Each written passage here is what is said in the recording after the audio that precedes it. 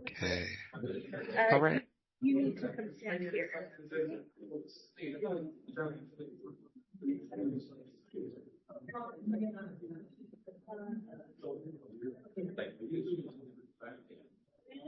And is there anything else you need from me, or are you set? We're set. Thank you. All right. Yep. Hope you have a good meeting. Thanks. All right. Yalecrest Neighborhood Council. Good evening. Thank you so much for being here tonight. We are really honored to have Councilman Dan Dugan here, who is such a key support to our community. And we're very glad that he can be here for this key information. From the mayor's office, we've got Hannah Barton coming in, so welcome. We'll hear from her in just a couple of minutes. And our keynote speakers tonight are Brigham Daniels and his co-director of the Great Salt Lake Policy Project, Beth Parker. So we'll see her in just a few minutes. Just a couple of agenda items. We've also got Eric, who's going to give us a little update on parks right now. First off, I would like to share a message from a group of citizens who have organized since the traffic accident in front of UNT Elementary and 13th South a week and a half ago. This is a woman named Jessica Arch Loretta, and she is working to prioritize pedestrian safety around the school and has been working with the city over the last week and a half to think about some strategies. She created a flyer here. If this is something you have expertise in, something you're interested in, please grab a flyer. We'll have them on the table on the way out, and she will be a really important point person. Many of you know we had a similar incident around our other public school, Bonneville Elementary, a couple of years ago, and we worked really closely and tenaciously as a community, and I think made some very, very key safety improvements in partnership with Representative Dugan and the mayor's office and Robin. Yes. 3 weeks ago, a woman was also hit crossing at 900 South and 1300 East. She was in the crosswalk and hit by a motorist, not a vehicle. Who was hit by the motorist vehicle. So just within this area, we seem to have problems with females getting in, whether they're children or whether they're adults. We have case after case after case of women getting run over by vehicles. So that's something to take a look. Key points. If this is something you'd like to participate or contribute to, please grab a flyer, and I know that we can get a powerful working group together. I also want to share briefly, as many of you know, Saturday was our Community Champions launch, the initiative that the city made possible almost a year ago with an incredible piece of funding. This is our Yalecrest map, and on it you will note all the orange and blue sticky notes.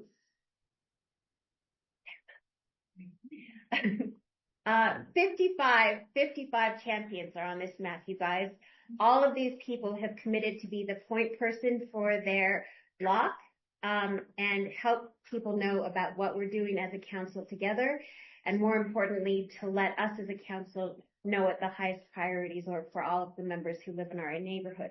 So every sticky note on here is the result of a year of talking, questioning, thinking, long conversations, short conversations, and we had the most incredible launch on Sunday. And I'm so proud of the many champions who are in this room and all of the incredible work we're going to have together in the years ahead. So that was a huge achievement, and thanks again to the mayor's office for that funding, and to all of our champions who are in this room. Raise your hand if you're a neighborhood champion. Guys.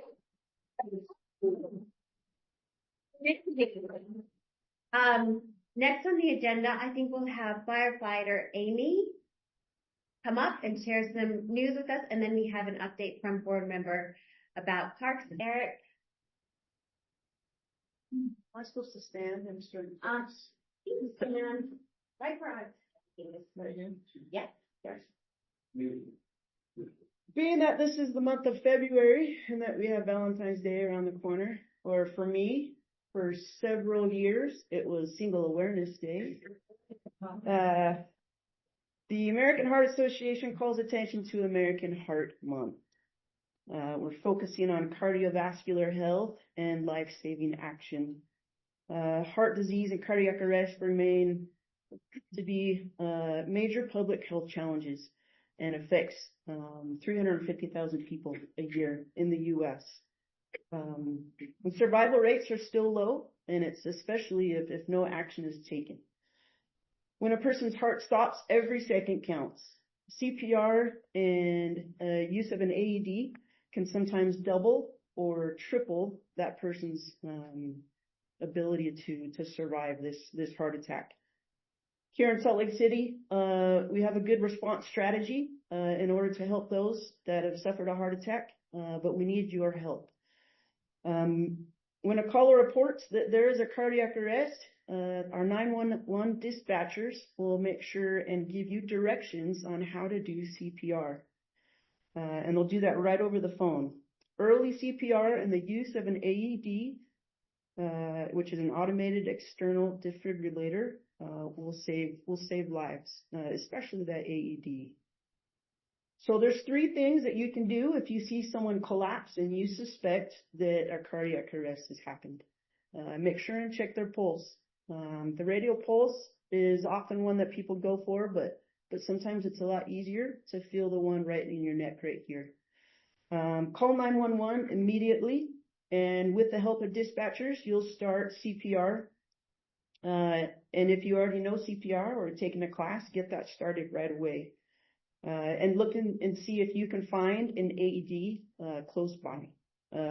Nowadays, we find them in more and more places. So when you're walking around, keep your eyes peeled to see where your AEDs are in your community. So those are the 3 different things. Call 911, start CPR, and get an AED. And we'll be on our way to assist you guys. Of course, the best approach is prevention. And so healthy lifestyle choices, working with your physician and managing conditions like diabetes and cardiac issues will be your best option to try to stay free from having a cardiac event. The Salt Lake City Emergency Management Office has offered a CPR/push to survive class that you can look at, and I have a web address. Do you just want me to read it out? You can read it out, and we can also put it on the website. Okay. So it's https and then your semicolon /link.slc.gov/give pulse. So that's an opportunity that you can take to maybe refresh your skills or learn how to do CPR.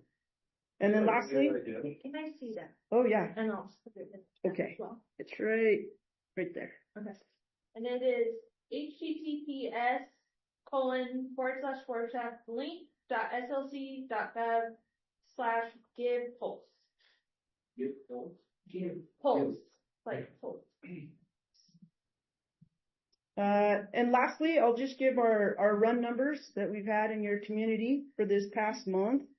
We're Engine 10. We're also a hazmat station, so we also run hazmat calls. Our call volume for this month, or for last month, we had 57 fire calls, and we had 68 medical calls. And then our hazmat rig had 36 calls. And sometimes hazmat goes outside of our district as well. Are there any questions? What station are you in? Station 10. So we're off of Sunnyside and Arapeen, right next to the post office there. Yeah. Okay. Any other questions? Is that a typical number of calls per night? That's typical.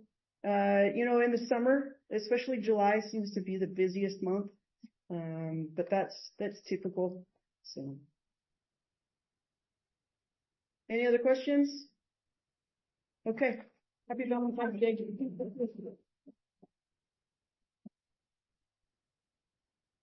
You're on, Eric? Looks like it's 4-0. Yeah, so I'm Eric, I'm on the board and I've been working the Laird Park issue. So a lot of you don't know, there's been an organization that's been renting Laird Park for the last 2 years if you live around there. It's an organization called Soccer Shots. It's a for-profit organization that's been basically renting the park every day of the week except Sunday. So the Parks Department has decided to reclassify some of the smaller city parks. And Laird Park is one of those. So they're going to have a type A, B, and C. And Laird is a type C. And so for the next 12 months, they're going to do a model the park. And the new rules for Laird Park is going to be an organization can only rent it for 3 days out of the whole week. So the other 4 days are going to be non-rentable. So if one organization goes in, they can rent it for 3 days, or an organization can rent it for 2 days and someone else can rent it for 1 day. They've also limited the amount of time they can rent the park. They're going to make a determination between 2 and 4 hours per day. And they're going to limit the size to 25 people, and that's adults and children. So if you do live around Laird Park and you see abuse of that over the next 12 months, let someone on the board know. Just our information's all on the website and we'll relay it to the city. So the city, it's a public park, and the city has a policy right now that public lands in the city can be rentable. So they can't just close the park off to people that want to rent it. And so they're going to look at to see if there's still abuse. The other thing is trash has been a concern around the park. The other is bathroom facilities. So there's been a lot of complaints about children who use the park have been using the back wall. Some of the people that live by the park, it's become a bathroom area. So if you do live by the park and you see it, don't take any pictures because it's going to cause a lot of problems with the police department. But let one of the board members know, and the city's going to start tracking issues on abuse, on bathroom overuse, and they'll revisit it 1 year from now. And then what they're going to do is try to either change the thresholds to less use or more use based upon what goes on. And we've got a comment period where residents can comment directly to the Parks Department right now, right? Yes, Right now. you have until the end of the month. The problem was the comment period has been open for about 6 months, and they really received no feedback from the neighborhood. I was at the meeting. There was one other resident that showed up to the meeting that gave their input about the overuse or abuse of it, but it really is an issue. Yeah. I don't know how many of you live right around Laird Park. Yeah. So just for clarification, Mhm. when the entity rents it, Yes. it's the whole park. I mean, they have the playground. No, so that was a source of discussion, and the city hasn't finalized the rules, but supposedly it's going to be divided down the half, and the half that's the field is going to be the rentable piece, and then the playground and some of the tables, I think on the north side, is non-rentable. So that was a source of discussion. When you say rentable, I'm so sorry, Yeah. for clarification, are you talking about permitting or Yep, events? that is correct. Okay. So anyone in this room can rent the park. So you can rent it for a party, a family get together. Some people rent it for sports, specifically And you're practice. saying it's 3 days a week. that it can be rented. That is correct. And so they haven't determined if it's like a Monday, Wednesday, Friday. So I think that's going to be it's going to be first come, first served. So it could be Monday, Tuesday, Wednesday, Thursday, Friday, Saturday and stuff. So if there's anyone in this room, I don't know who does the 4th of July and some of the other movie nights, you might want to go in and rent it. It opens up Monday for the renters. So if you do organize some of those events, go in there and get in there before that organization gets in there. And if it's easier to reach out to Eric because he's a familiar face, do go through the council and we'll. Yeah, my name is right on the website down toward the bottom. It's the only Eric that's on the website. So shoot me a call. And then the other issue, I'll be giving updates in the future. I'm working on the streets because there's been all these discussions about speed bumps within the neighborhoods, a lot of other calming situations. And then we'll be getting some updates on the sycamore trees. There's a whole initiative in the neighborhood to save all the sycamore trees. there's some individuals working that, and I think we gotta get them here to give updates and stuff, because the urban forestry department's working a lot of stuff in that area. Yes, Okay? thank you so much. Hannah, I think we're ready for you. And I think we've got your slides. You're so on there. Thank you. I was like joining the Zoom thing. Yes.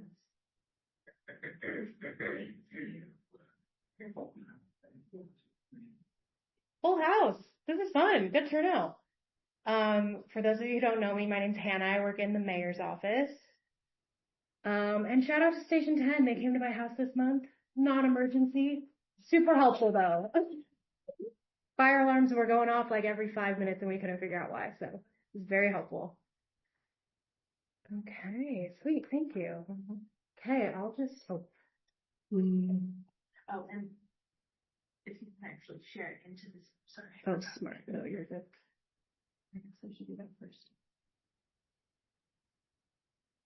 If maybe I'll let you drive. Yeah, sorry.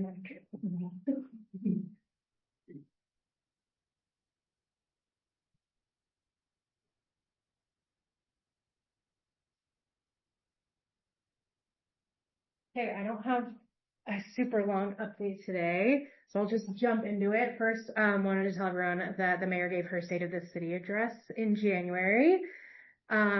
It's a great speech if you want to watch it, just talking about kind of the things that the city accomplished in 2025 and things that we're looking forward to in 2026.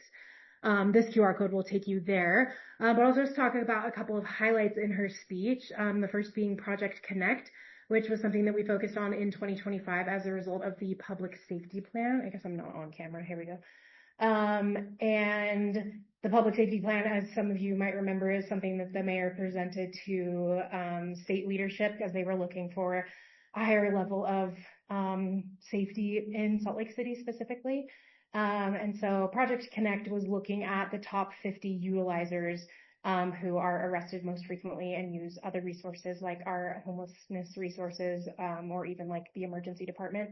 And really taking the time to like meet those people where they are and talk about individualized solutions, recognizing that those high utilizers are just that, high utilizers, right? And ultimately, at the end of the day, require a lot of money and resources. So that program has been successful so far. 60% of those folks have seen a decrease in their arrest rate, which is great.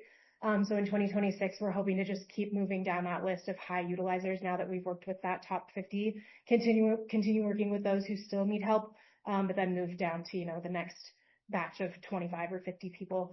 The mayor also presented her vision for the city's civic center, which includes City Hall and the main library downtown between State Street and 3rd East, 4th and 5th South, looking at reusing or repurposing the Leonardo, which is no longer a museum. It gets used for our downtown Winters Farmers Markets on the weekends.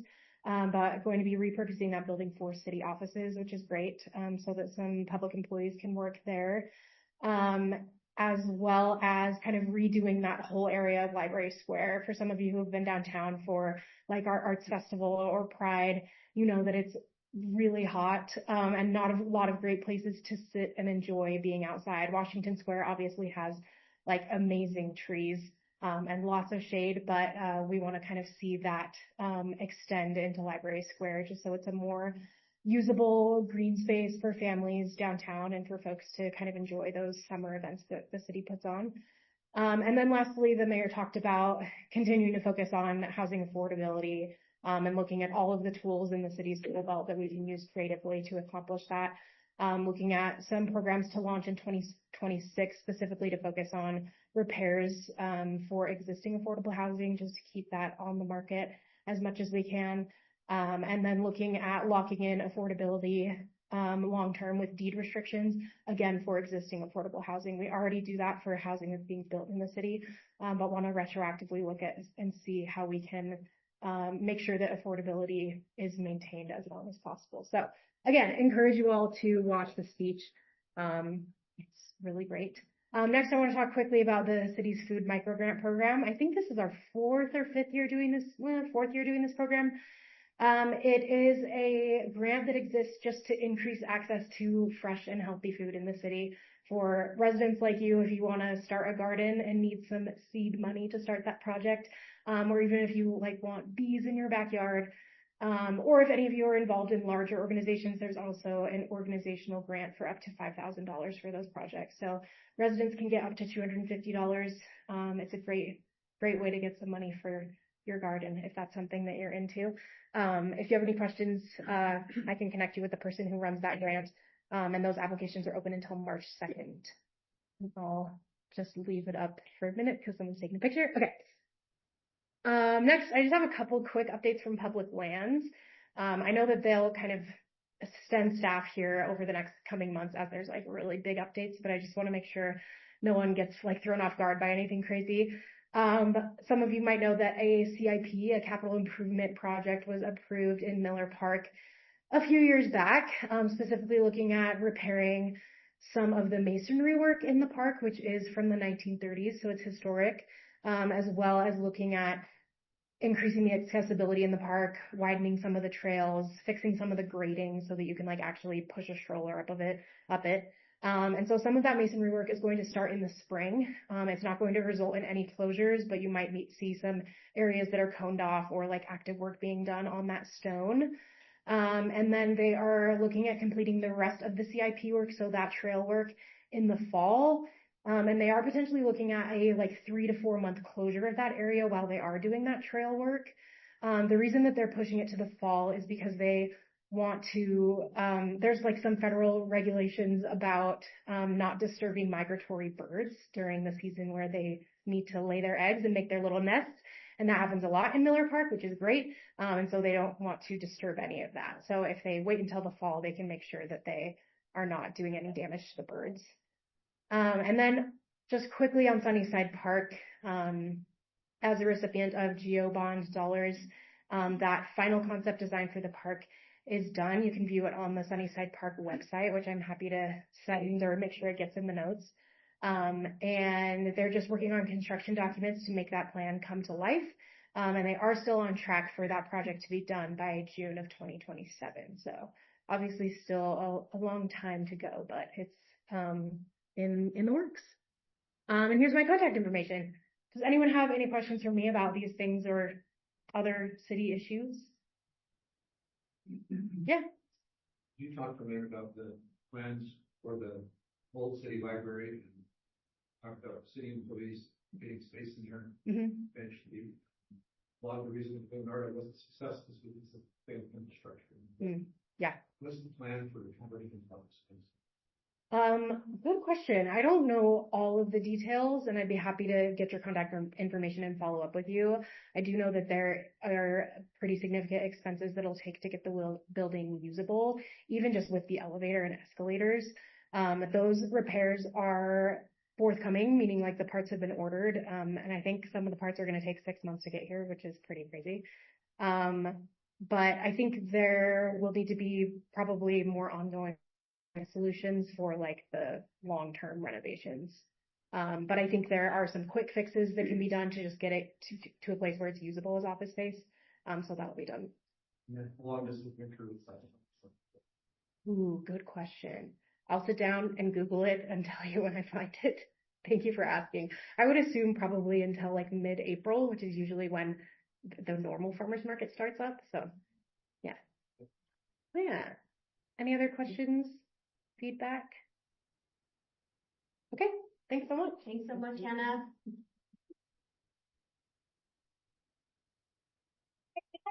I think we're ready for the main event. Beth Parker, Brigham Daniel, join us up front.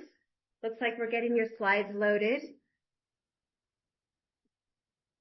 Thank you so much for being here. I think we've shared your bio widely, but it doesn't hurt to just re-hit some high points for the folks in the room. So please, yeah. Okay. Brig, you start. All right. So my name's Brig Daniels. I'm a professor of law at the University of Utah Law School. I focus my work on Great Salt Lake. Beth and I co-direct Great Salt Lake project. The purpose of the project is to help Utahns answer the pressing question, how do we save Great Salt Lake? Go ahead, Beth. Why don't you just give a little. I don't have much to add to that. I also am a professor of law up at the law school and have just had the privilege of working with Brig on this project for the past 4 years. 4 years in. Yeah. And so anyway, just feel really lucky to be able to work on this project, and I'm really grateful to be here today. I see so many friends. So this is my old neighborhood. We moved about a year and a half ago to the north side of the university, but I lived on Elray Street for 17 years, if you guys know where Elray Street is. So yeah, so grateful to be here. And I think, okay. Are we good? It's going to show them the note. Unfortunately, I can't swap back.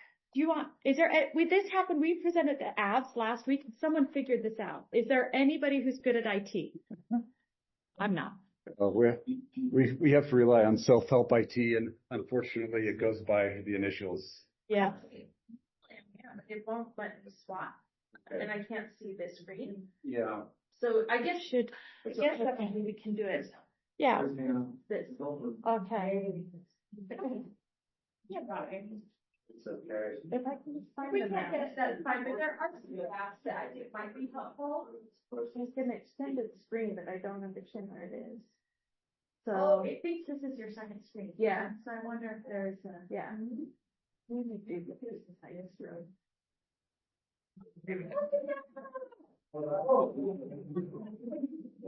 That is something I definitely could never do. But It's the double screen was what I Yeah. wrote down. luckily we have our students that really help us with IT. So I'm going to go first. And Rachel, we have 30 minutes each, right? Okay. So keep me in line. Tell me when my 30 minutes is up.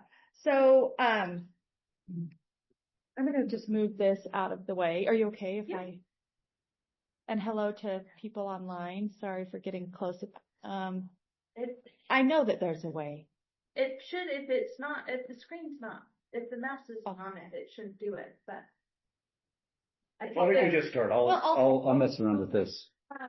So I have, first of all, again, it's so good to be here, to see familiar faces, and my mother-in-law's right here, Val Parker, and some dear friends. So good to be here, and I'm really grateful to be able to talk with you guys today about Great Salt Lake, and Brig is going to talk about solutions. But before we dig into the solutions, we have to get into the problem, because to come up with solutions, you have to understand the nature of the problem, right? This is like math or anything that we deal with in life. And so I have sort of the depressing, fatalistic job, and you might feel like, I need to run out of here in a half an hour. But don't do that, because Brig is going to breathe life back into the room, and hopefully we will end with some hope, knowing that it's going to take all of us, but we can do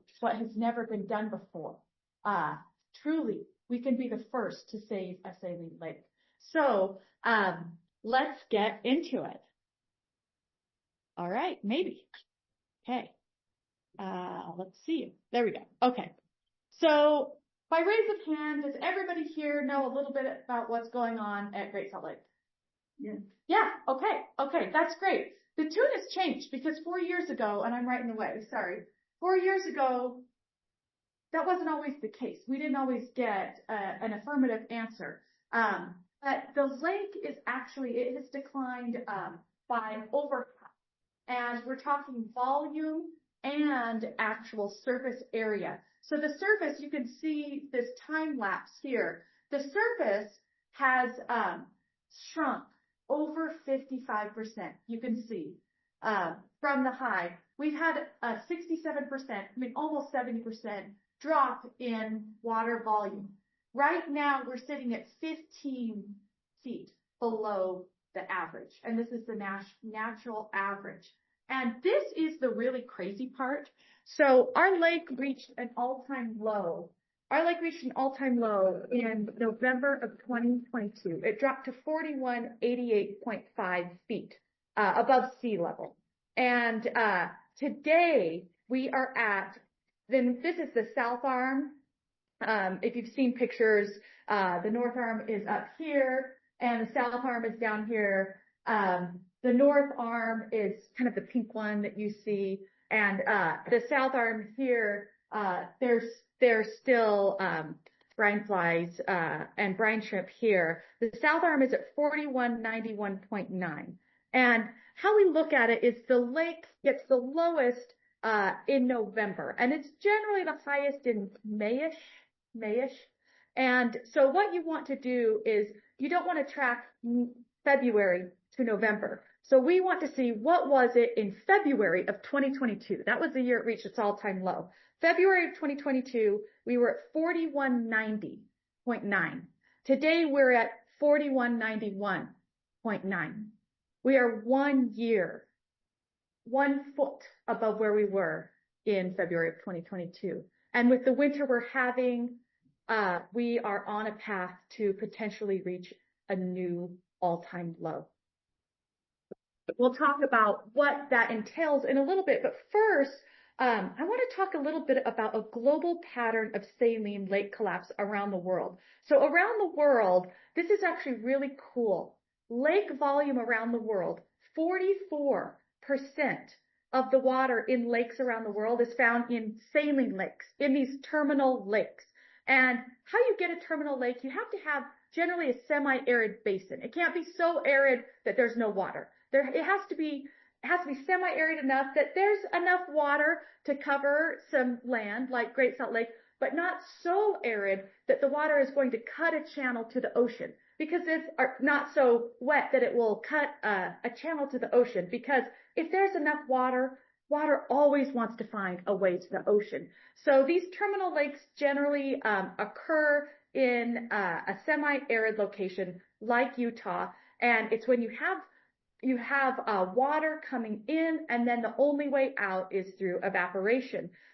So like I mentioned, there are about 120 major saline lakes throughout the world, and all are in some form of collapse or decline. You can see here, this is Lake Urmia in Iran, and look at the time lapse here. This is the Aral Sea. It's on the border of Uzbekistan and Kazakhstan. We'll see some really scary pictures from the Aral Sea here. This is Lake Popo. About 20 years ago, quinoa got really popular, and the area around Lake Popo is really ripe for growing quinoa, and a lot of the water was diverted, and you can see what happened here. So there are similarities, and we'll talk about the reason for Great Salt Lake's decline in just a minute, but we have the same reasons, and I'm going to give you guys a quiz, so I'm not going to tell you what the reason is quite yet, although you probably already know, is leading to the decline of all of these lakes. And here's the thing. Once a major saline lake has started to decline or collapse, not a single one has been saved. The closest we have is Mono Lake, or perhaps Pyramid Lake in Nevada. They're very different situations than Great Salt Lake. Mono Lake had one water user. It was LA, and you had a lawsuit there that said, oh, you can't take quite as much water. You can still take some, not quite as much, but the lake has still not been restored to healthy levels.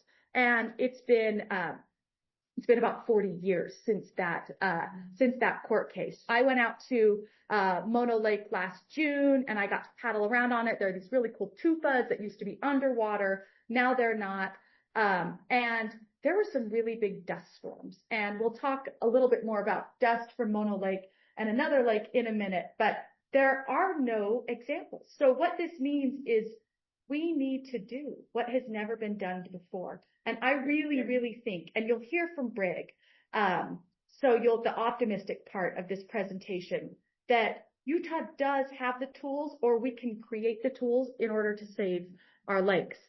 So let's look at some pictures of what does it look like when one of these lakes collapses. So this is Laguna Marchiquita here. This is in Argentina.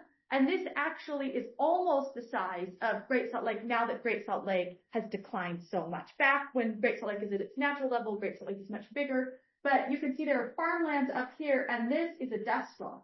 going over all the farmlands. It's ruining all those farmlands, let alone people's health here. This is the city of Uralsk, and this is off the Aral Sea. This is in Uzbekistan, and you can see this picture here. This is the desiccated lake bed of the Aral Sea. So you can see fishing boats, and over 500,000 people had to evacuate this city. Some people are beginning to come back. It's kind of like a tourist destination to come and see it now. But there have been millions of cases of health problems associated with this dust. So these are the types of things that happen when one of these major lakes collapses.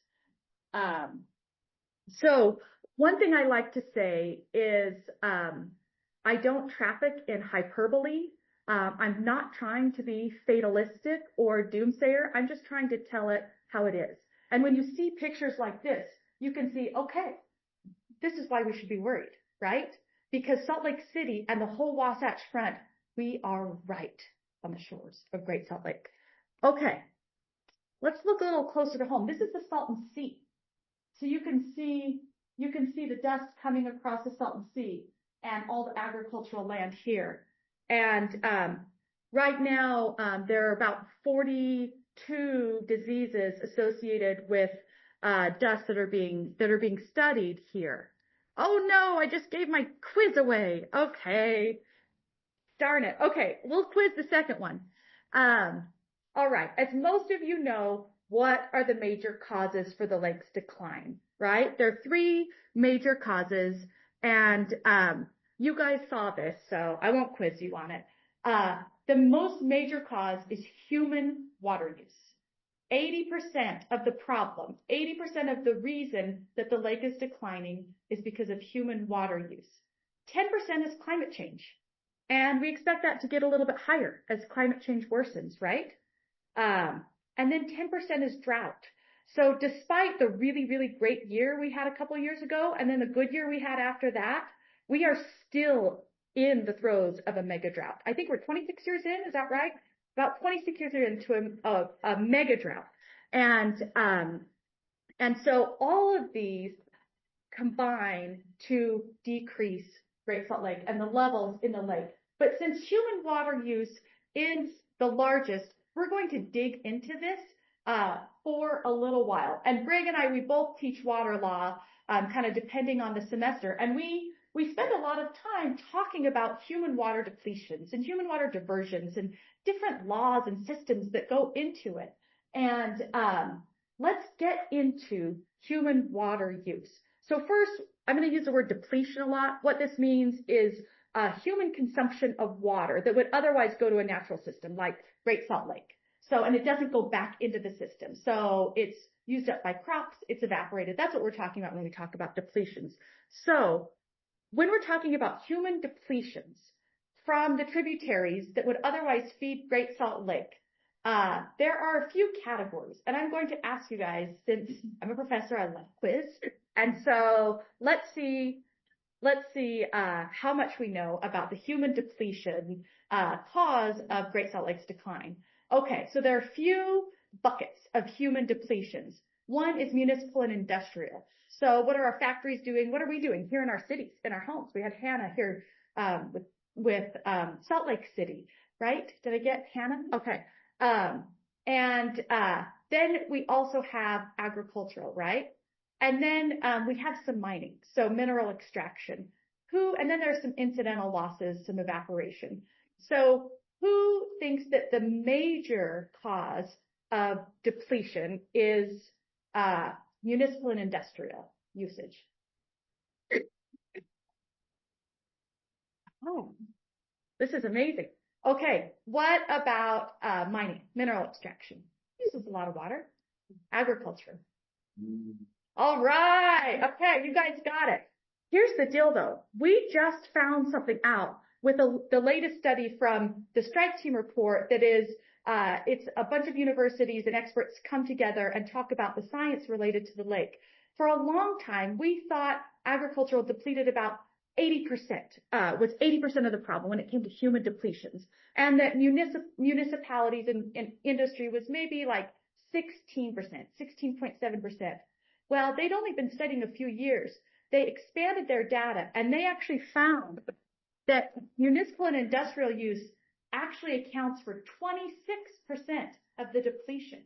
That's a lot more than we thought. And agricultural water use is 65%, not, the 77% that we thought it was. And then mining stayed about the same, 6%. And if you think it doesn't add up, it's because some evaporation and like 1% for incidental losses. But what this means is, listen, it's always mattered what we do here in our backyards.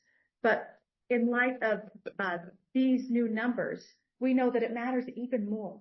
And we can do a lot. I'm going to take questions at the end. Is that okay? Okay. All right. So, but please do remember it. So you ask. I think we have, Rachel, time questions, right? Afterwards. Yeah. Okay. Okay. Hey, we'll tighten it. Okay. I'll try to end in 10 minutes. Okay. So let's look at our human depletions by sector. So you can't read this, but what you can see is agricultural usage has kind of remained steady over the past 30 years. In the 90s, it was, this is all in, we're not going to go into what this is. Let's talk about this because I'm going to try to condense. So this is the levels of the lake here. And these are types of human use. So here we have agricultural use. So you can see the levels of the lake really do track agricultural use, right? And what you can see here is that agricultural use really hasn't changed a whole lot over the last 30 years. And then here we have municipal and industrial. What we see here, agricultural use is starting to go down. Municipal use is starting to go up, right? And that makes sense with how Utah is growing. And so you can see here that that's the second highest amount, and that tracks. And then we have a reservoir evaporation here, and then some mineral extraction is the yellow one. And you can see here, I don't know if you guys can see it, but for agricultural incidental losses, we aren't going to look at that. We aren't going to look at reservoir. But for municipal use, you can see it's gone up, as has mineral extraction. But Brig is going to talk about a recent acquisition that might change the calculation there. Okay, I have a few graphs, and I think we're going to just pass these by. If you want this, let me know, and I'm happy to share it with you. What this shows is that water usage and the type of water usage changes depending on where you live. If you live up by the Bear River, and the Bear River watershed accounts for about 40% of the depletion, most of that usage is in agriculture. Agriculture is blue, municipal is orange. If you get into Utah Lake Basin, you can see agricultural water use is the most, but look at that. Municipal use is trending upward, right? Weaver Basin. What do you guys think about Weaver Basin? These lines have crossed. So you can see ag use is down, municipal use is up as farms turn into neighborhoods. What about where we are? Jordan River Basin. Where do you think? Not a lot of farms here anymore. I grew up in farm country in South Jordan. It used to be farm country. It's not anymore. So look at this. This is mainly municipal usage. And you can see we're in the thousands here. We're in the low hundreds here. So Bear River definitely uses the most water, but this is just really interesting, I think, to see how we're using our water. The next thing, do you guys think that it matters more how much you water your lawn or how long showers you take? Showers? Okay. Take a shorter shower for the lake. Lawn. Let's look at this. Okay. It is outdoor. It does. I mean, you would have to shower a lot, but this is an outdoor use problem. So this is indoor depletions. Outdoor depletions, and we're talking residential outdoor depletions, they account for 96% of the depletion from the lake. So it really is what we do outside. And if we were just to water our lawns, the requisite amount, what they require, it would go down so much. We would save so much water, let alone if we had this water like landscape. I wanted to show you there. This is where I grew up. Look at all these lawns. This is in South Jordan. There's actually an alfalfa field right behind here. When I grew up, an alfalfa field used to be right here. This is my house growing up, and that's a half an acre. It used to take me about 3.5 hours to mow. And that's a lot of water that gets used, right? We rarely use our whole lawn. Lest we think that we're better than South Jordan here in Salt Lake. Oh no, did you delete it? Okay, it's okay. So there's something that looks a lot like this. It's just right in our own backyard, right? And it's probably good he deleted it because we're trying to, trying to condense a little bit. But outdoor water use is a problem. So why does it matter? Why does it matter? Well, we had a law student a couple years ago who we always start. So I teach air pollution. Greg and I both teach water law. He teaches a slew of other environmental classes. And then we both have run an environmental policy accelerator class at the law school for the last 3 years. And we run that every semester. And the students do real Great Salt Lake work. And 2 years ago, we had this student, Andy. She's wonderful. And when we asked this question, why does it matter? She said, because it's my damn home. That's why it matters. And that's why we're here today, right? It matters to all of us for different reasons. For me, it's very personal. I have 4 asthmatic children. One of my daughters, I get a call probably every other week to come and get her because she's had 2 asthma attacks at school. And if you have 2, you have to go home. If you have 1, you can stay. I also have girls that row on Utah Crew, and they row on the lake in the spring and the fall. But guess what? They are not rowing on the lake this spring. They couldn't row on the lake in 2022 or 2023. That means they have to go to their spring regattas, and they have not been on the water. So why else does it matter? Let's get into it. So this is what we want to see in the air above the lake. These are birds. We don't want to see dust. We want to see this. But you can see here, some of our islands, Antelope Island, Gunnison Island, are no longer islands because of the depletion. And this is very problematic. So Great Salt Lake is the largest lake in the Western Hemisphere. It is a gem.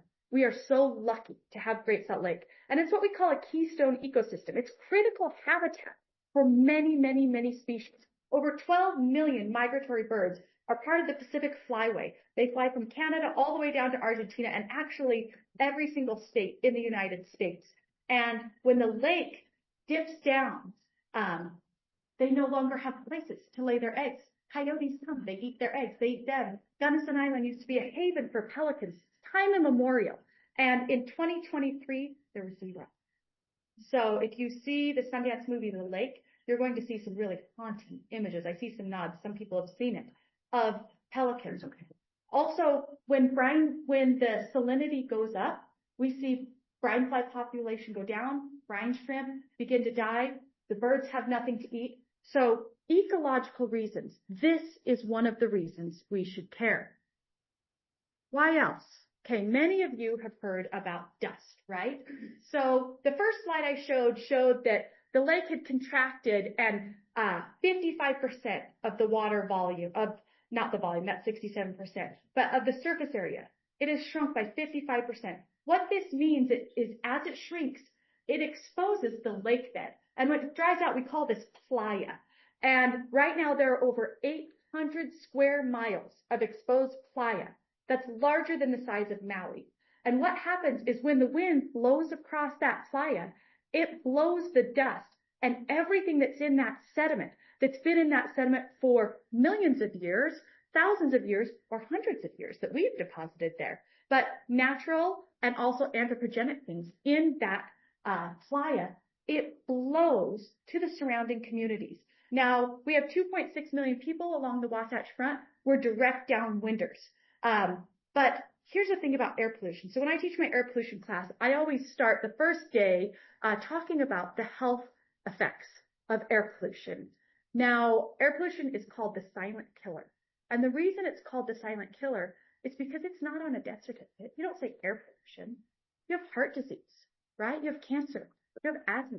And of the 11 million environmentally caused deaths in the world, so we're not talking hurricanes, we're not talking natural disasters, we're talking dirty water, we're talking like chemical spills, and we're talking dirty air. There are 11 million a year.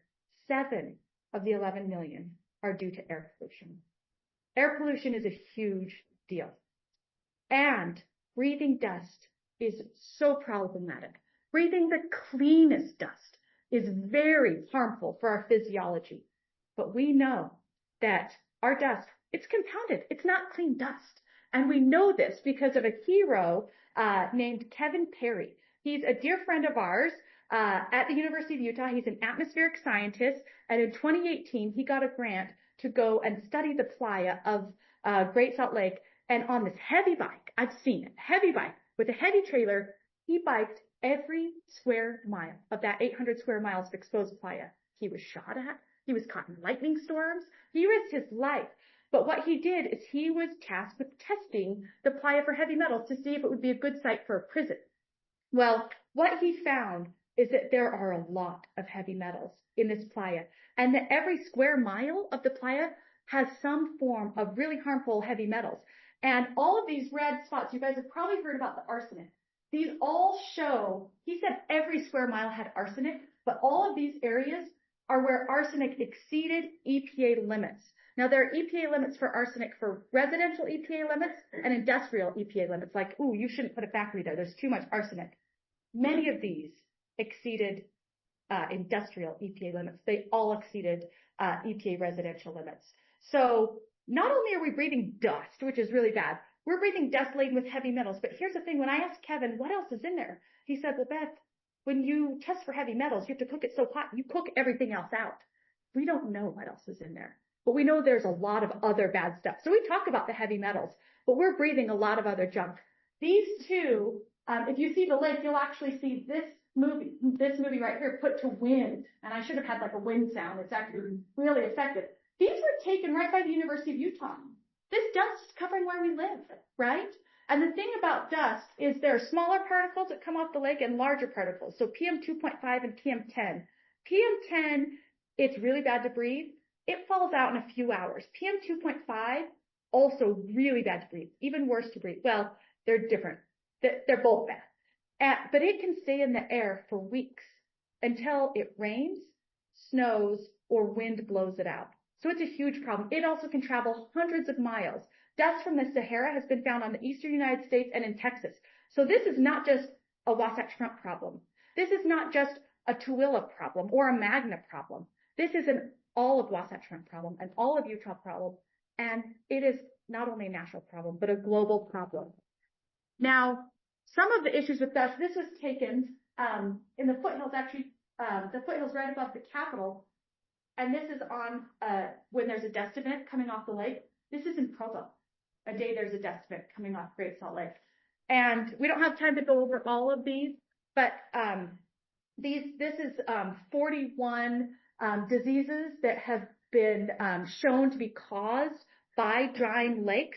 And it's not just respiratory diseases. You can see cancers, infectious diseases, cardiovascular diseases, heart problems, psychological problems, eye problems. So I have adult onset asthma. I grew up here.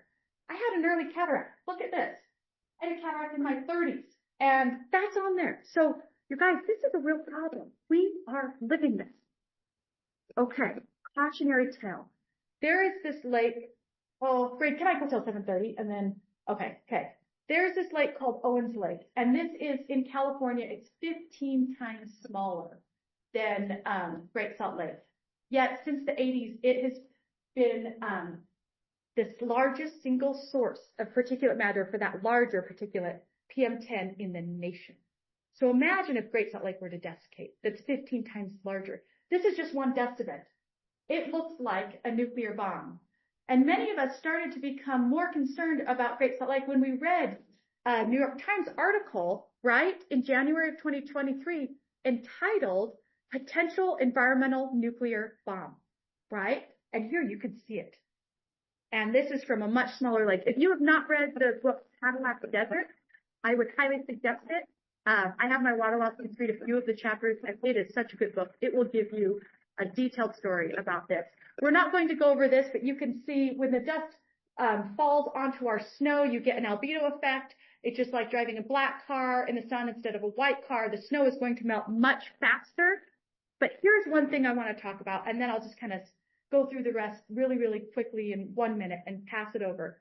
And so we know about the lake effect snow, right? We know that the snow contributes to about 15% of or the lake contributes to about 15% of our snowpack and contributes to our light fluffy powder, which is the greatest snow on Earth. I used to be a ski instructor at Snowbird, so I really think we have the greatest snow on Earth. Well, there's a new study, and this is pretty terrifying, out of Utah State.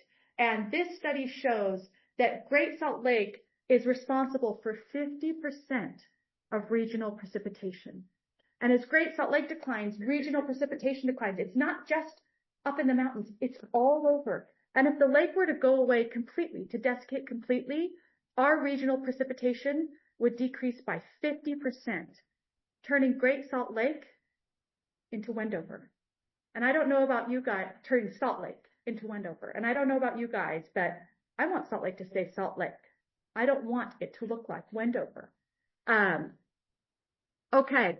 I'm going to go past this. This talks about some of the economic effects, that, you know, the impacts don't just stop at dust and health and ecology, and precipitation, but there are going to be real economic fallout, and a real bottom line will be impacted. And so, this is my ending slide. Right now, we find ourselves a foot above where we were, in February of 2022, and we have combined that with the lowest snowpack on record. So you can see here's our snowpack, and here's where we are now. We're at the lowest snowpack on record. February is not looking great. We were supposed to have an enormous storm today, right? Up in the mountains, and we did get some snow. This is Park City in late December.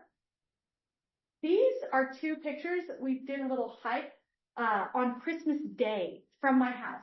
And if someone were to show me this picture, I'd say, oh, that's probably like June. That is Christmas. And you can see there was a dust event off the lake. Can you guys see the dust there? And you can see the dust flowing all the way up here.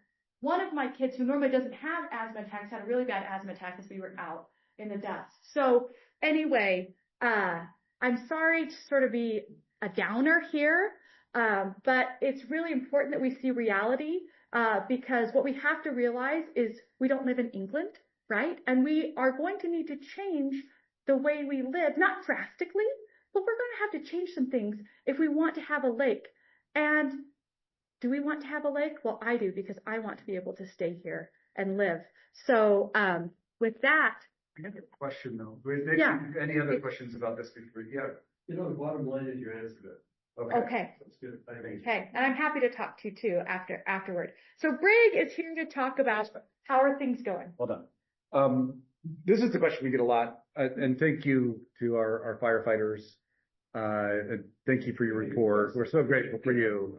So grateful for you. Thank you. So here is, maybe just kind of start at the big picture. When we start thinking about how the legislative session is going, one of the things I'll just kind of focus in on is, you know, we've never actually saved a lake like this. And actually, if we're going to, it's going to be the largest dedication of water to environmental purposes for any purpose in the United States ever. In fact, if you take all of the water dedicated for environmental purposes across the country, it will probably be more water that we need in our little valley than we've done across the country. Now, why is that? Because most of the time when we're trying to save water for environmental purposes, you think about it's a river, dry summer, driest month, driest stretch, and that's where we need to focus on getting the water. We have a really different problem, right? It doesn't matter if we get the water in the wettest year or the driest year, the wettest month. It's a different problem, but it will require more water than any other environmental dedication of water anywhere in the country. And I think anywhere in the world. I'm very confident of that. The other thing to kind of say about this before we start in on this is that we're basically living in a world in which we've got a very expensive payday loan.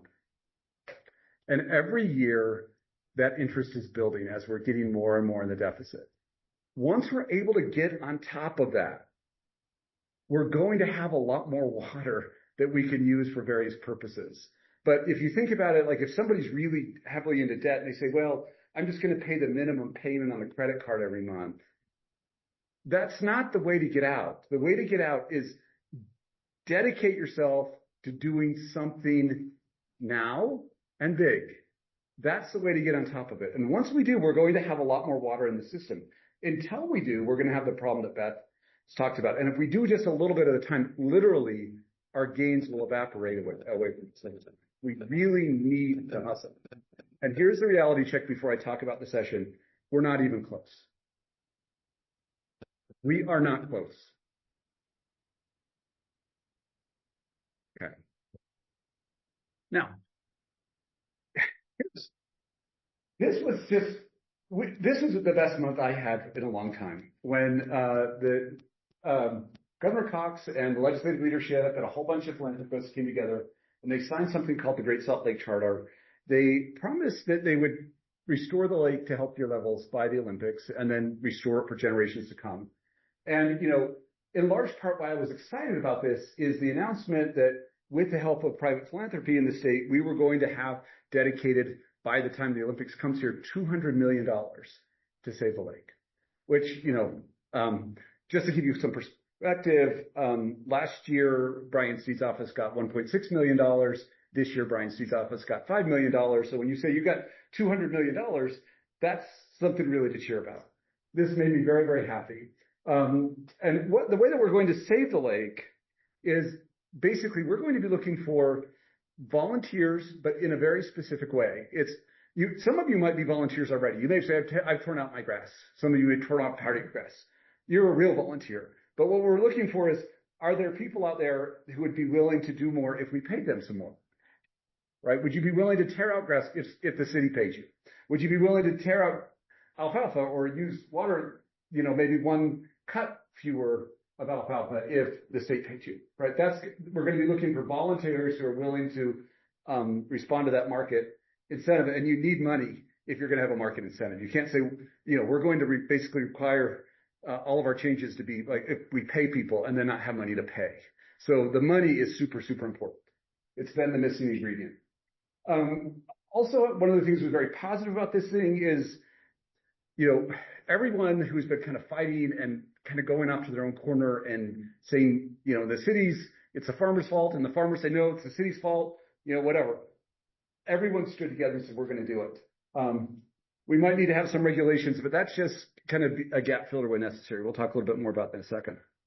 That's sort of the context that we're heading into the session with. So I want to talk about a few bills that are currently before the legislature that are super important. They're also pretty boring, but let me explain to you why they're important, if I can. So I want to talk about three big problems that the state is working on. And this is the most important one because this is the one that they're actually solving the best. And it's the one that needs to be solved the most if we're going to rely on individual market volunteers. And that is,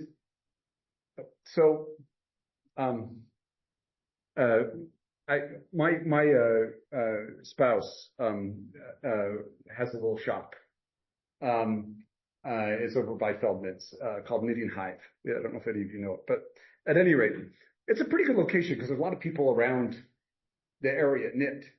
If you can imagine her saying, no, I actually want to go, I've got a better price for rent up in the Ochre Mountains, and it's a 12-mile hike to get in. Right? The shop, no matter how great it is, it's going to fail. If you're going to rely on markets, it can't be a pain in the butt. It's got to be easy. It's got to be easy. And if you think about what we're asking particularly farmers to do, we're asking farmers to say, I know that you say this is your livelihood. I know you say this is your lifestyle. I know that you say this is even your heritage. Can you do it less? And if you can convince that person to say yes, then you say, okay, let's drop the deal.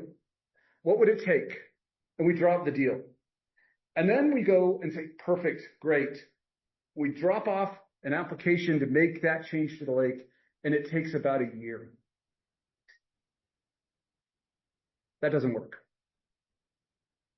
That does not work. Most of our changes in water law, it can take a year because most things you're not trying to do immediately. But if you're a farmer right now, you're saying, should I plant or should I sell my water right now? I can make a decision right now. I can't make a decision a year from now. So we need to be able to move that quickly. HB 438 and HB 410 rebuilds that engine. We're basically using the engine of a Model T right now. This gives us like a 1984 Camaro. We would love to have a model Ferrari. We're not going to get one, but this is good. This is a good car. This is a fast car. It will work. And I'm super excited about it. A Republican from Ogden named Joe Covert is sponsoring these bills, 348 and 410. Super boring, but those are the most important. And particularly for all of these, philanthropists that said, we're going to give the money. If they can't close the deal, the money isn't going to be helpful. This is super helpful. Second thing that we've talked about here, there are two bills, and I'll talk about them kind of both. One was House Bill 5, which is already passed, and it's actually kind of done without really any public comment or anything else. It was just an opportunity that the state came up and they passed it almost immediately. And then 410 is the other, it's still that same bill that I was talking about. So what 410 does is basically says we're going to give Brian Steed, who's a commissioner of Great Salt Lake, $5 million a year on an ongoing basis to buy water from farmers.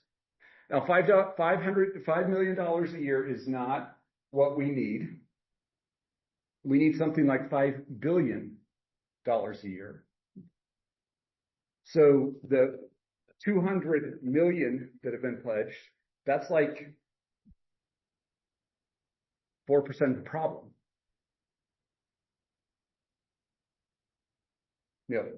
Maybe just take away a few zeros. Pretend like we need $5,000 and we've pledged $4. That's kind of what we've done, right? So we're just barely starting. But here's the thing. $5 billion is not a terrible, it's a lot of money. It's a lot of money. But the Salt Lake International Airport was $5 billion. Rebuilding I-15 is like $3 billion.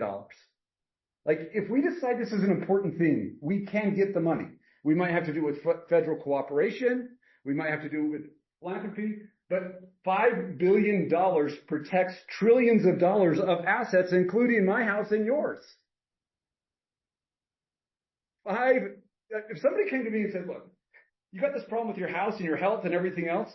Look, I just need, it's a $500,000 house. I need like $5,000 now. And I want, or actually over 20 years, I need $5,000. Can you do that for your house and your health? Yes, please. It's the best insurance policy I could have bought. We need to think about this as an investment. This isn't a bleeding heart cause. This is what we do when we take our home seriously. This is a shrewd investment. And part of the problem that we have right now in our politics is like, I don't want your doomerism. I don't want your wokeism. I don't either. I just want my home. And we just have to be able to communicate that to others. But this $5 million that we've got, here's the thing. We're just barely starting to get farmers to make deals. Beth and I are actually writing leases for some of these farmers. We're trying to help them make these transfers. Now, here's the thing about it.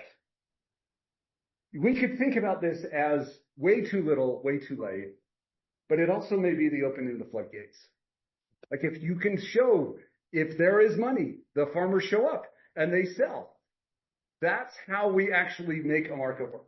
So I'm excited about this. The last thing I'll get is a little bit of money that was $30 million. This was a bargain basement price. We were able to secure a lot of money. I don't know how many of you have heard about the purchase of U.S. Magnesium. U.S. Magnesium for years has been one of the biggest polluters in the country and Utah's biggest pollutant by far. And it's a polluted site that the state actually has liability to clean up because they've been leasing that land and that core for a long time. So they had environmentally, the environmental law says you're on the hook to clean it up anyway, but they also use a lot of water.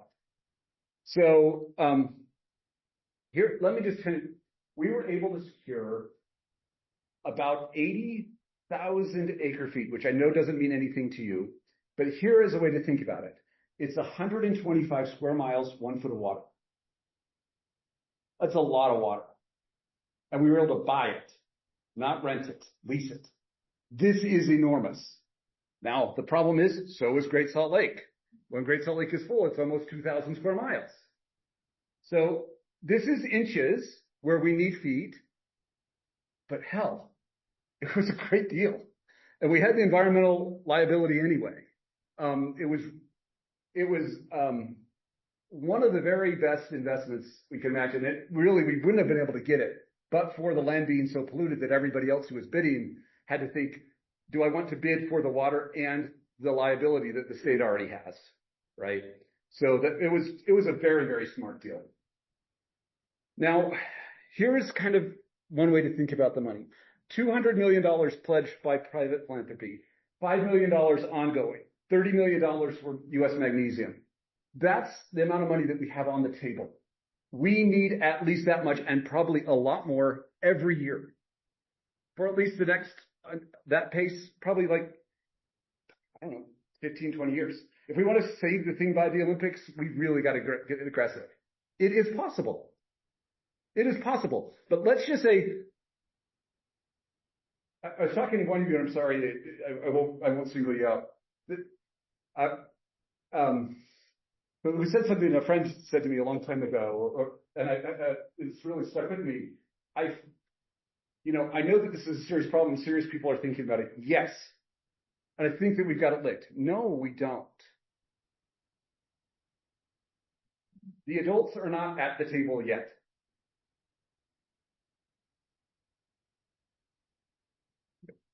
One of the reasons we do these presentations is to get people aware that you all have a role as citizens, as business owners, as employees, as neighbors, as parents, as whatever it is your role is. How we're going to do this is everybody has to decide, this is worth doing. It's not impossible. The cost of the airport, if we don't say that, like that airport is done anyway, we're going to have to buy a new airport wherever we move. Like, this is a sensible investment. We just have to see it. Okay, last these have been very, very small. HB 328 and HB 155. Basically, what these things are doing is trying to get at the urban water use. And I just want to talk about our outdoor water use. So, is your name Sarah? Okay. Sarah was saying the showers, and depends on the length of the shower, is an important thing. Think about it this way. Everything that goes down the drain, we're going to treat, and most of it is going to go to the lake. Take a long shower. Take multiple showers. Beth has told her kids, you flush once for yourself and twice for the lake.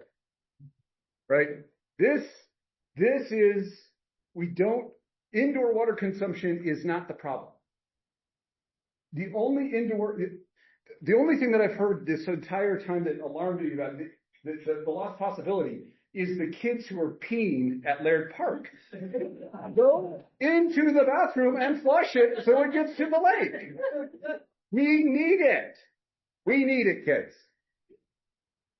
Now, here is just something that, this is a slide that the commissioner often shows, which is, here's how much water, if we're just going to have grass in our cities, here's how much water we need to actually keep the lawns that we have water, and here's how much water we use. Most frequently, when you have a brown spot on your lawn, it is not due to lack of water. If it is due to lack of water, just kill that thing right there and just say, we're going to put a drought-tolerant plant right here. Everything else we're going to water. But we don't have to change radically, but we have to change.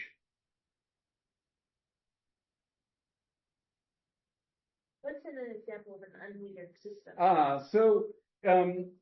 Secondary water, there's not a lot of it in Salt Lake City, but if you have like a You know, one of my neighbors in my old neighborhood used to water their lawn by flood irrigating it. And why would they do that? Because they just could open the floodgates and it was just easier, right? And so that's even a higher possibility of trying to. When we use the water outside, that water evaporates. We want that water, we say rise and brine. We want that water to make it to the lake and sit there and get salted. That's what we want, right? That's what we want. Just a couple of things, this is a very interesting thing, dust suppression. And I'll leave just 5 minutes for questions. Is that okay, Rachel? So this is a really interesting study that came out about 6 hours ago. And as I came in, I was talking to the author of the study. His name's Kevin Perry, who Beth's already mentioned, the Magellan of Great Salt Lake. He's the one that rode his bike around. Here's the thing about Kevin. He studied what would it take to actually suppress the dust. What would it take? Now, he came up and said, we currently have 70 square miles of dust hotspots. The problem is if we don't treat those, they get bigger. But if we just treated the 70 miles that we have, how much would it cost over a period of 50 years? And in today's dollars, it's going to cost somewhere between 3.2 billion and 31 billion. Now, here's the thing about those dust hotspots is you don't get to choose this. It's going to be a mixture of things. So sometimes you're putting gravel or rocks. Sometimes you're putting hay bales out. Sometimes you're putting troughs. Sometimes you're planting plants. And not everything can be done in every place. It's going to be sort of a mixed bag.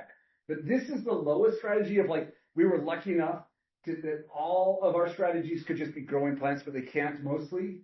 Maybe on some of the higher dust it can, but on the lower you can't. But this is the higher end.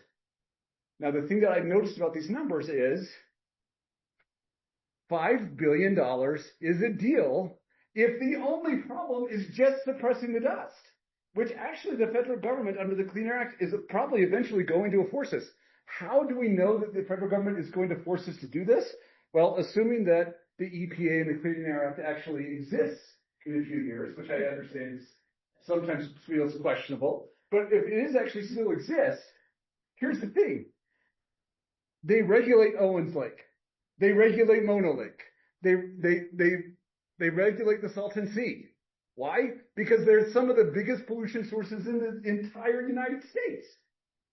Great Salt Lake is almost there. It will actually cost less money, Kevin estimates, to secure Farmington Bay alone than it would be to save the lake. Let's save the lake. Let's just do it. Let's decide that this is a priority, and let's decide to do it. It is possible. It is possible. I want to make it very, very clear. This is one of these things. It's kind of an off-color show, and I'm sorry to bring it up. I don't want to offend anybody. Has anybody seen the show Arrested Development? There's a guy named Tobias in Arrested Development who ends up getting quite sick because he got hair plugs. Now, he could actually be healed if he just stops with the hair plugs. And he just says, well, I'm not going to do it. That's kind of the world in which we're in. Like, we just have to decide we're going to play it smart. We can do this. But it will take all of us. What can you do? What can you do? Number one, take responsibility for where you are. And, I'm not saying tear out your grass, but if the only time you use a portion of your grass is when you walk on it to mow it, think about it. Think about it. Is it going to be a pain in the butt to get it out of? Yes. Will it come back every year? Probably for a bit. Is it going to be pleasant? No, it's not. But could you do something? Maybe. But even if you don't, just imagine watering less and maybe letting your lawn die a little earlier. You don't have to water all the way until October, right? Every drop counts. Second thing you can do, call your representatives. HB 410, HB 348. We need these bills. Lastly, Here's the thing. We come to these sorts of things so that we can hopefully orient folks to thinking about, we can change this. Like, my goodness, look at what you all can do. Like, you all can organize, right? This doesn't have to be your only conversation, but make it part of your conversation. Help people understand what they can do. A little bit, if we all decide we can do it, we can whip this problem. If we don't, we will be whipped by this problem. This is an existential problem that we can fix. Let's fix it. All right, that's all we got. And I think we're out of time. We have time for 2 minutes of questions. Yes, sir. So when push comes to shove, and the governor really cares about this, could we not implement eminent domain and just take the water rights there? Sure. We're going to have to pay for it anyway, though. Eminent domain, you have to pay. Sure. But yeah, why don't we just like skip all this naming and be like, we're going to make volunteers and, Look, I would like, just let them check, say, thanks, good. Yeah, I agree. You could do this, but the point of it is we still have to pay for it.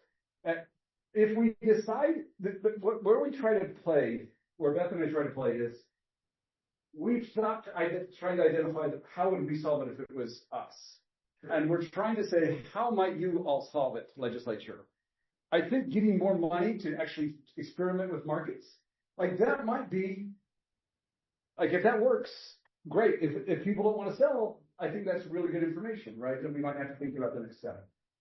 If I could just add one thing on that. So we have a friend, a law professor who works with us some on Great Salt Lake issues, and she's in Oregon. She says, well, why don't you just regulate it? Right. And use eminent domain? And I said, well, listen. Yeah. We aren't in Oregon. Well, but regulation. Here's something you talk about to your neighbors. Regulation can save us hundreds of millions of dollars, if not billions of dollars. We could, if we decided collectively that it was worth doing this, we could save ourselves in tax dollars hundreds of millions, if not billions of dollars. Just to give you, if we can figure out just a way to, like, just 2%, that's the $200 million that the foundations have pledged. We can, if we just have to decide, let's make that part of the conversation. With that $5 billion that you're estimating, can you shed a little light over where I can find more information on where that number is coming from? It's a Utah State study. The chief author of it is Richter. That's the big study. The estimates have come in somewhere between 2 and 10. The Richter study puts it at about 5, with the low end of perhaps 2. But Richter is the name of the author. It's a Utah State authored study. You pay people off. Is there Exactly. a portion of that for innovation? Innovation is a form of, like, so this is a complicated question, and I love it. It didn't really take that into account. Innovation could be a better deal, right? A sprinkler system that tells you don't need to water, that might be the cheapest way to do it. I think the thing that we need to start thinking about it is that way. Let's think about it like investors, and how do we do this problem the most logical, cheapest way? That is the way I want to do this, if I could choose. But Richard was thinking about just farm. Yes, Sarah, last one for you. Talk about the Utah's program to pay people to get rid of their lawns. Yeah, so there is something called Flip the Strip. In Salt Lake City, you get they have additional subsidies. This is a chronically underfunded program. I mean, but here's the thing, and this is the last word on this one. We need to start helping our city understand that when we save water, it wasn't just for funsies. It was to save Great Salt Lake. Conserving the water does us no good unless we also dedicate the water. We're currently not doing that. Can you all help us with the chairs? We're out of time. Thanks, guys. Yeah. We have incredible resources. We'll get the slides up on our site. All of the links. Remember, this is the perfect time to be calling your legislators. And it's recorded and going to be available. Yeah. Yes, we'll post it. Thank you.